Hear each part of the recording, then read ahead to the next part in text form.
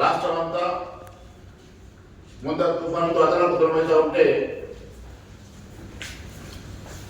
Rome నగరం తగలబడితే నీళ్ళు చెప్పబడితే ఫిల్యూలు వాయించినట్లు రేవంత్ రెడ్డి కాంగ్రెస్ నాయకుల పెళ్లి కోసం ముంబై పోతాడు. రాష్ట్రం అంతా అతలాకుతలమై లక్షల ఎకరాల పంట నష్టమై లక్షలాది మంది రైతులు ఈరోజు మోసపడతా ఉంటే అవేవి పడినట్లు బొంబాయి పోయి కాంగ్రెస్ నాయకుడు పెళ్లిలో విందు ఆరంభించి అక్కడ సల్మాన్ ఖాన్ తోటి ఫోటో దిగి బయలు చేసుకుంటాడు. సల్మాన్ ఖాన్ తోటి ఫోటో దిగితే ఇక్కడ జూబ్లీస్ లో ఓట్లు పడతాయి అనుకుంటాడు. నేను ఒకటి అడుగుతా ఉన్నా, రేవంత్ రెడ్డిని పక్కన ఉన్నటువంటి ముఖ్యమంత్రి చంద్రబాబు నాయుడు చూసి కొంచెమన్నా నేర్చుకో. అక్కడ మొత్త తుఫానుతో బాధితులని ఆదుకోవడానికి వెంటనే ఏరియా సర్వేలో వెళ్ళి పంట నష్ట పరిహారాన్ని పంట నష్టాన్ని చూసి ఎక్కడికక్కడ సమీక్షలు చేసుకొని అధికారాన్ని అలర్ట్ చేసినటువంటి చంద్రబాబు నాయుడు గారిని చూసి కొంచెమన్నా నేర్చుకోవాలి. మీరు ఇప్పటి వరకు ఇంత పెద్ద ఎత్తున తుఫాన్ ప్రభావితం ఉంటే మీరేం పడినట్టుగా పెళ్లిళ్ళు పేరెంటాలనుకుంటా తిరుగుతున్నాం. మీరు ఒకసారి చూస్తే తెలంగాణ ప్రాంతంలో ఏప్రిల్ మే నెలలో కూడా అకాల వర్షాలు పడ్డాయి. యాసంగి పంట నష్టమైతే దాదాపు అప్పుడు 60,000 ఎకరాల భూమి పంట నష్టం జరిగిందనంటే అప్పుడు ఎన్వైజ్ చేపించి ఎకరా 10,000 రూపాయలు ఇస్తాను స్వయంగా ముఖ్యమంత్రి ఒప్పుకున్నాడు. కానీ ఇప్పటి వరకు ఒక రూపాయి అకౌంట్లో పడలేదు. దాని తర్వాత మీరు చూసినట్లయితే దాదాపుగా మొన్న కూడా 2,50,000 ఎకరాల పంట నష్టం జరిగిందని ఎన్యూమరేషన్ జరిగింది. కేవలం అధికారులను స్టేట్మెంట్ ఇవ్వడం, పేపర్ స్టేట్మెంట్ ఇచ్చేసి వెంటనే లెక్కలు తెప్పించుకోవడం, మళ్ళీ చేతులు దులుపుకోవడం తప్ప రైతులను ఆదుకోవాలన్న గోస యాస కనీసం ఆలోచన కూడా ఈ ప్రభుత్వానికి లేదు. రైతుల గోస పట్టించుకునేటువంటి ఆలోచన ముఖ్యమంత్రికి ఏనాడు ఉండదు.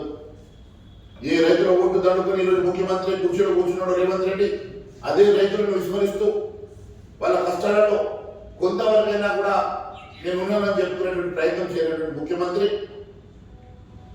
దాదాపుగా మొన్న జరిగినటువంటి వరి పంట నష్టం కానీ, మక్కలో నష్టం కానివ్వండి, టర్మరిక్ కూడా నష్టం జరిగింది, అన్ని పంటలకు నష్టం జరిగింది. కానీ ముఖ్యమంత్రి మాత్రం ఇప్పటివరకు ఒక్కరికి కూడా పంట నష్టం పరిహారం ఇవ్వాలని ఆలోచన చేయలేదు. నేను ఒకటే అడుగుతా ఉన్నాను ముఖ్యమంత్రి గారిని, దాదాపు అకాల వర్షాల వలన మీరు ముఖ్యమంత్రిగా ఎన్నికైనప్పటి నుంచి ఇప్పటి వరకు ఎన్ని లక్షల ఎకరాల భూమికి పంట నష్టం జరిగింది, ఎన్ని లక్షల మంది రైతులు నష్టపోయినరో, మరి ఇప్పటి వరకు ప్రభుత్వం ద్వారా ఎంతమంది రైతులు మీరు ఆదుకున్నారు, ఎన్ని లక్షల ఎకరాలు ఎంత రెమ్యునరేషన్ ఇచ్చినారో, కాంపెన్సేషన్ ఇచ్చినారో ఒక శ్వేతపత్రం విడుదల చేయాలని చెప్పి నేను కోరుతా ఉన్నా. రేవంత్ రెడ్డికి ప్రతి అంశంలో కూడా రాజకీయం కనపడుతుంది. ఏ రోజు కూడా ప్రజల్ని ఆదుకోవాలని, రైతుల్ని ఆదుకోవాలని, ఈ రాష్ట్రానికి మేలు చేయాలన్న ఆలోచన మాత్రం రేవంత్ రెడ్డి గారికి ఏ రోజు కూడా ఉండదు. ఒక వరి పంట వేయాలంటే కనీసం 30,000 ఎకరానికి 30,000 పెట్టుబడి కావాలి. రైతులు ఈరోజు నిన్ననే నిజామాబాద్ వెళ్ళొచ్చాను.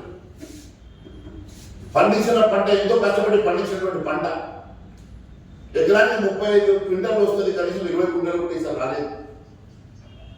విపరీతమైనటువంటి అధిక వర్షపాతం వల్ల వచ్చిన 20 క్వింటాలు కూడా కొనుగోలు కేంద్రాలకు తరలించిన తర్వాత ఈ అకాల వర్షం వల్ల పూర్తిగా తడిచిపోయి ధాన్యం అంతా నీళ్ళలో ఉంటే రైతులు బాధపడుతున్నటువంటి సన్నివేశాలు చూస్తుంటే ఎవరైనా చలించుకోవాల్సిందే.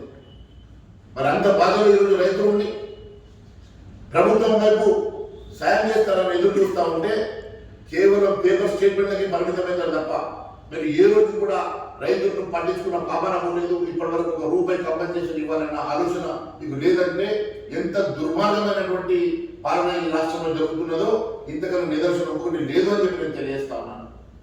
ముఖ్యమంత్రి గారు వెంటనే వరి పంటకు 30,000 రూపాయలు ఎకరానికి నష్టపరిహారం చెల్లించాల్సిందే. ఖచ్చితంగా మీరు 30,000 ఎకరానికి పంట నష్ట పరిహారం చెల్లించే వరకు భారతీయ జనతా పార్టీ తరఫున మేము ప్రశ్నిస్తూనే ఉంటాం. అవసరమైతే దీని మీద మేము ఉద్యమానికి కూడా మేము ఆలోచన చేస్తామని కూడా తెలియజేస్తా ఉన్నాం. ప్రతిసారి కేవలం ముసలి కన్నీళ్లు కార్చడం, ఊరికి హెలికాప్టర్లో గాలి తిరుగుడు తిరిగి వచ్చే ఒక స్టేట్మెంట్ ఇచ్చి వదిలేస్తా ఉన్నారు. మరోవైపు కొనుగోలు కేంద్రాల్లో మాయిశ్చర్ 70% ఉండాలా, తరచు దాన్ని కొనుగోలు చేయమని చెప్పేసి అక్కడ కొనుగోలు కేంద్రాల్లో రిస్ట్రిక్షన్స్ ఉంటాయి. మరి రైతు ఎంతో కష్టపడి పండించిన పంట ఆరబెట్టిన తర్వాత కూడా ఇప్పుడున్నటువంటి అట్మాస్ఫియర్కి అక్కడ మాయిశ్చర్ వస్తలేదు. చివరకు సగం ధరకు వాళ్ళు ప్రైవేటులకు అమ్ముకునేటువంటి దుస్థితి వచ్చింది. కొన్ని చోట్ల ప్రైవేట్ వాళ్ళు కూడా తడిసిన ధాన్యం అని చెప్పేసి కొనే పరిస్థితులు లేరు. మరి ఇలాంటి పరిస్థితుల్లో మీరు రైతులను ఆదుకోకుంటే ఇంతకన్నా దుర్మార్గం ఇంకొకటి లేదు అని చెప్పేసి మేము తెలియజేస్తా ఉన్నాం. మీకు ఏమైనా జూబ్లీస్ ఎన్నికల్లో ఎట్లా గెలవాలా, నీ పదవి ఎట్లా కాపాడుకోవాలని ఆలోచన మాత్రమే ఉన్నది. దానికోసం నువ్వు బొంబాయి పోయి సల్మాన్ ఖాన్తో ఫోటో దిగుతావా, లేకుంటే ఒక మ్యాచ్ ఫిక్సర్ తీసుకొచ్చి మంత్రి పదవి ఇప్పించుకుంటావా? ఏదో ఒక రకంగా మైనారిటీ ఓట్ల కోసం నువ్వు చేస్తున్నటువంటి ఈ ఆట ప్రజలు గమనిస్తున్నారు. ఇక్కడ తెలంగాణ ప్రజానీకం అంతా కూడా గమనిస్తున్న సంగతి తెలియజేస్తా ఉన్నాను. మీ అందరికీ తెలుసు అజరుద్దీన్ ఎవరు, అసదుద్దీన్కి ఎట్లా బంధుత్వం ఉన్నది. ఇది అజరుద్దీన్ గతంలో క్రికెటర్గా మ్యాచ్ ఫిక్సింగ్ ఆరోపణలు ఎదుర్కోవడమే కాదు, ఆయన జీవితకాలం క్రికెటర్గా బహిష్కరించబడినటువంటి ఒక దేశ ద్రోహానికి పాల్పడినటువంటి ఒక వ్యక్తి. ఆయన దేశ ద్రోహిగా పిలిచారు. అలాంటి వ్యక్తి జీవితకాలం బహిష్కరించినటువంటి వ్యక్తిని మీరు కాంగ్రెస్ పార్టీ ఆదరించి మైనార్టీ ఓట్ల కోసం ఒకసారి ఎంపీ చేస్తారు. ఈరోజు ఎమ్మెల్యే కాకుండా ఎమ్మెల్సీ కాకుండా డైరెక్ట్ గా క్యాబినెట్ మంత్రిగా ఆయనను ప్రమాణ స్వీకారం చేపిస్తారంటే మీ ఇంతకన్నా దుర్మార్గం ఒకటి ఉండాలని అడుగుతున్నాం. రేవంత్ రెడ్డి ఇప్పటి వరకు కేవలం మైనార్టీ ఓట్ల కోసం నీవు చేస్తున్నటువంటి అరాచకాలు ఒక్కటొక్కటిగా ప్రజలు గమనిస్తున్నారు. ఎన్నికలు వస్తున్నాయనగానే మైనార్టీ ఓట్ల కోసం బంజారా హిల్స్ లో పెద్దమ్మ గుడి కూలగొడతారు.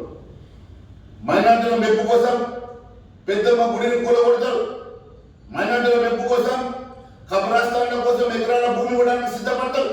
అది డిఫెన్స్ భూమి అని చెప్పేసి వాళ్ళు ఆపితే ఇంకెక్కడ భూమి ఉంటే అక్కడ ఖచ్చితంగా మైనార్టీలకు ఇవ్వడానికి అధికారులను ఎక్కడ ప్రభుత్వ భూములు ఉన్నాయో వెతకమంటారు. మైనార్టీల మెప్పు కోసం ఎకరాల కబ్రస్థానాలు చేయడానికి సిద్ధపడతారు. కానీ పేదవాడు ఇల్లు కట్టుకుందామంటే వాళ్ళకి ఇల్లు కట్టించడానికి ఒక 100 ఎకరాల 100 గజాల జాగా ఇవ్వడానికి మీకు చేతురావు. ఈరోజు మొన్నటికి మొన్న గోరక్షకుడిని తుపాకీతో కాల్చి చంపే ప్రయత్నం చేసి తుపాకీతో కాల్స్తే కూడా ఆయన మీద ఇప్పటివరకు కఠిన చర్యలు తీసుకోలేదు. ఎందుకంటే దాని వెనుక అసదుద్దీన్ ఓవైసీ ఉన్నాడు కాబట్టి. మరి ఆయన కాపాడుతున్నది అసదుద్దీన్ ఓవైసా? ఈరోజు రాష్ట్రంలో జరుగుతున్నటువంటి లా అండ్ ఆర్డర్ని పర్యవేక్షణ చేస్తున్నది ముఖ్యమంత్రి లేకుంటే అసదుద్దీన్ ఓవైసీ అని అడుగుతున్నా. ఈ రాష్ట్రంలో డి ఫ్యాక్టో హోమ్ మినిస్టర్ గా అసదుద్దీన్ ఓవైసీ మాత్రమే పనిచేస్తున్నాడు తప్ప రేవంత్ రెడ్డి కాదు అని చెప్పి నేను తెలియజేస్తా ఉన్నాను. ఒకటొకటిగా సంఘటనలు చూడండి మీరు. మొన్నటికి మొన్న బైజాలో ఒక కానిస్టేబుల్ మీద కత్తితో దాడి జరుగుతుంది. నిజామాబాద్ లో ఒక అధికారి మీద పోలీస్ కానిస్టేబుల్ ని కత్తితో పొడిచి చంపేస్తారు. ఇక్కడ గోరక్షకుడి మీద బంధువుతో కాలుస్తారు. అన్ని ఒకే వర్గానికి చెందినటువంటి వ్యక్తి, ఒకే వర్గానికి చెందినటువంటి వ్యక్తులు ఇతర వర్గానికి చెందినటువంటి వ్యక్తుల మీద జరిగినటువంటి దాడిగా మేము చూస్తా ఉన్నాం.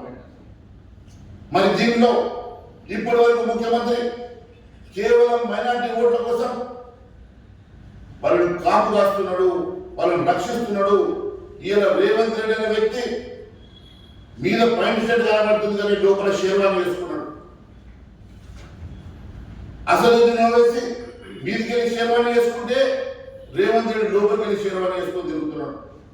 మైనారిటీ ఓట్ల కోసం రేవంత్ రెడ్డి చేస్తున్నటువంటి డ్రామాలు ప్రజలు గమనిస్తున్నారని చెప్పి నేను తెలియజేస్తా ఉన్నాను. ఒక్కసారి మీరు ఆలోచన చేయండి. ఈరోజు ఈ రాష్ట్రానికి కాదు, ఈ దేశం మొత్తం అభిమానించి 100 కోట్ల మంది ఆరాధించేటువంటి క్రికెట్ ని మ్యాచ్ ఫిక్సింగ్ ద్వారా దేశ ప్రతిష్టను భంగం కలిగించి మ్యాచ్ ఫిక్సర్ గా పట్టుబడ్డటువంటి ఒక దేశ ద్రోహిని ఇలా మంత్రి మండలికి తీసుకున్నామంటే మైనారిటీ ఓట్ల కోసం ఎంత దిగజారుడు పని చేసినామో దీన్ని బట్టి స్పష్టమైనట్టు నేను తెలియజేస్తా ఉన్నాను. రేవంత్ రెడ్డి గెలవకుంటే ముఖ్యమంత్రి పదవి పోతుందని భయంతో రేవంత్ రెడ్డి ఎట్లైనా జూబ్లీస్ గెలవాలని ఆ 1,00,000 ఓట్లు మైనారిటీ ఓట్లు ఒక్క సైడు రాచుకోవడానికి చేస్తున్నటువంటి ప్రయత్నంగానే ఉన్నది తప్ప అది కూడా ఎన్నడూ లేనట్ల ఒకవైపు ఎన్నికలు జరుగుతూ ఉంటాయి. ఒకవైపు జూబ్లీస్ ఎన్నికలు జరుగుతూ ఉంటే మైనారిటీ ఓట్లు కన్సాలిడేట్ చేసుకోవడానికి అజరుద్దీన్ తీసుకుపోయి ఈరోజు గవర్నర్ బంగ్లాలో పోయి ప్రమాణ స్వీకారం చేయిస్తాడు. నేను ఒకటి అడుగుతున్నా, మీరు మజ్లిస్ కాంగ్రెస్ ఆడుతున్నటువంటి నాటకం ఇది. 2023లో ఇదే అజరుద్దీన్ నిలబడ్డప్పుడు ఎంఎం క్యాండిడేట్ పెట్టినటువంటి మజ్లిస్ ఈరోజు మజ్లిస్ ప్రపోజ్ చేసినటువంటి నవీన్ యాదవ్ను గెలిపించడానికి మీరు ఎంఐఎం క్యాండిడేట్ ని అభ్యర్థిని ఎందుకు నిలపలేదని అడుగుతున్నా.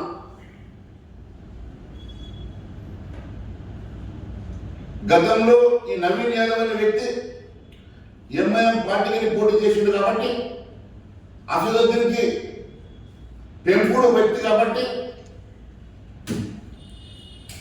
అసదుద్దీన్ వేసి ఆయన ప్రపోజ్ చేసి టికెట్ ఇప్పించుకున్నాడు కాబట్టి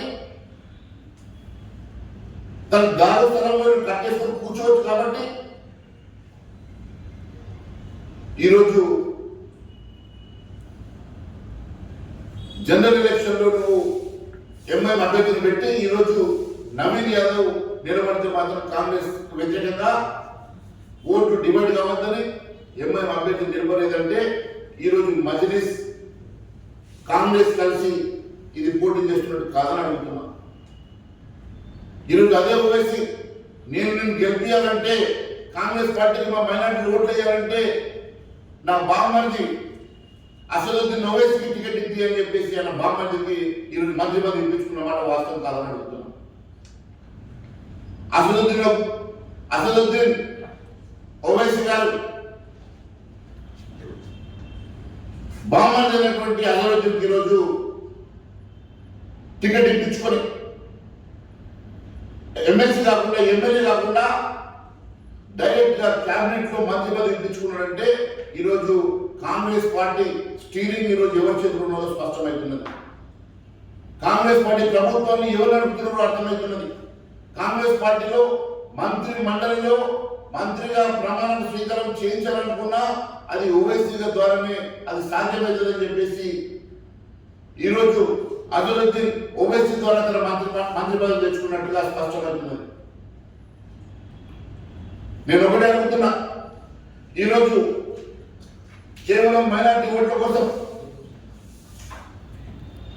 మీరు చేస్తున్నటువంటి డ్రామాలు ఖచ్చితంగా ప్రజలు గమనిస్తారు. మీరు ఏ విధంగానైతే మైనారిటీ ఓట్ల కోసం తాపత్రయపడతా ఉన్నారో, హిందువులను పూర్తిగా విస్మరిస్తా ఉన్నారో, అదే వర్గం ఖచ్చితంగా మీకు బుద్ధి చెప్తుంది. రేపు జూబ్లీస్ లో ఖచ్చితంగా ప్రజలు ఆలోచించి ఓటేస్తారు. ఖచ్చితంగా కాంగ్రెస్ పార్టీకి బుద్ధి చెప్తారని చెప్పి నేను తెలియజేస్తా ఉన్నాను. అంతేకాకుండా ఈరోజు హిందువుల మనోభావాలు దెబ్బతినే విధంగా రేవంత్ రెడ్డి గారు చేసేటువంటి ప్రతి చర్య, రేవంత్ రెడ్డి గారు తీసుకున్నటువంటి ప్రతి నిర్ణయం ఈరోజు హిందువులంతా నిశ్చితంగా గమనించడమే కాకుండా రేపు మీకు దిమ్మ తిరిగేటువంటి తీర్పు ఇవ్వబోతున్నారని చెప్పి నేను తెలియజేస్తా ఉన్నాను. ముస్లిం ఓట్ల కోసం హిందువుల మాన ప్రాణాలతో పాటు మనోభావాలను మనోభావాలతో చెలగాటమాడుతున్నటువంటి కాంగ్రెస్ పార్టీ ఖచ్చితంగా బుద్ధి చెప్పాల్సిందిగా నేను మీ ద్వారా జూబ్లీహిల్స్ ప్రజానీకానికి విజ్ఞప్తి చేస్తా ఉన్నాను. Thank you.